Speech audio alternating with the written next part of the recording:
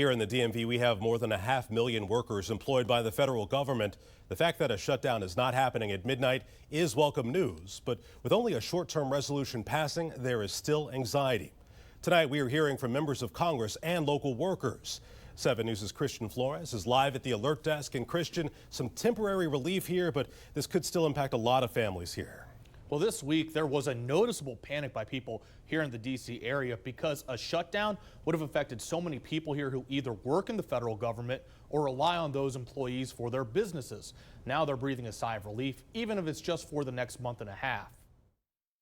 It would have been a devastating impact. Congressman Glenn Ivey, who represents Prince George's County, does not mince words when talking about the consequences of a government shutdown.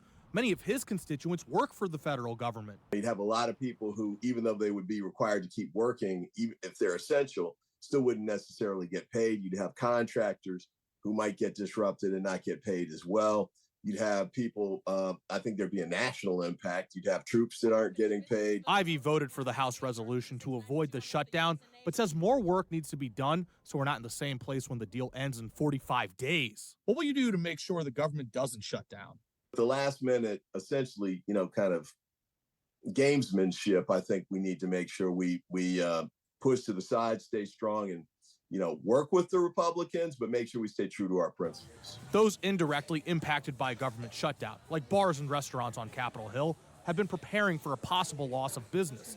Today at the Union Pub, crowds watching the scoreboard of both the college football and political football games. You can't safely and securely enjoy your time when you don't know if your next paycheck is coming, and we rely largely on people being able to pay their bills. And it's not just Union Pub's clientele who are worried about a shutdown. Some of our staff works on the Hill and has jobs within the government, so I've heard them say, hey, this might be a situation where if I'm furloughed, I might need to pick up some more shifts here or there. These next few weeks, they will be paying attention to see if there will be a more permanent solution.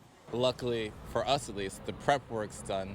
All we do is kind of delay and hope that they can get everything figured out and find it in themselves to come to agreement as adults to keep the country running. How likely is it that we'll see a shutdown once this deal is up? House Democrats stayed strong and sort of got this deal done, and we put the votes in place to get it across the finish line. We had 91 House Republicans that voted against this deal. So, whether they stay with the deal they agreed to this time as opposed to last time, I think we'll have to wait and see. 7 News reached out to every member of the House who represents the D.C. area. We will have their statements on the resolution to end the shutdown on our website, WJLA.com. Reporting live at the alert desk, Christian Flores, 7 News.